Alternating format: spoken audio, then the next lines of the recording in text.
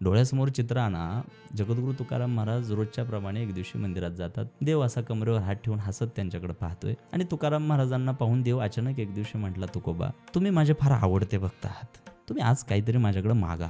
जगाचा बाप तुकोबारायांना म्हणतोय, कुठल्या तालुक्याचा निवडून आलेला आमदार नाही म्हणत आहे. तुमच्या माझ्यासारखा कोणी आज सामान्य पातळीवर आयुष्य जगणारा जर तुकाराम महाराजांच्या जागी त्या दिवशी असता तर पटकन एखाद्या हायवेच्या कडेला 5-50 एकर जमीन मागून मोकळा जात. बरोबर. एखादा अविवाहित असता तर चांगली बायको मिळू दे म्हटला असता. जगद्गुरू तुकाराम महाराजांना ज्या क्षणी देवानी काहीतरी मागा असं म्हटलं, त्यांची तळपायाची आग मस्तकात गेली. तुकोबारायांना त्यांच्या परमार्थाचा अपमान वाटला की मी तुझ्याकडे काहीतरी मागेन अथवा मी काहीतरी मागणार आहे असं तुला वाटलंच कसं. त्यावेळेचा तुकोबारायांचा एक अभंग आहे, होईन तो भोग भोगीन आपुला, की माझ्या वाट्याला आलेले भोग मी भोगायला समर्थ आहे.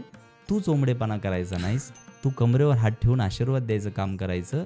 मी समर्थ आहे आलेली आव्हानं पेलायला.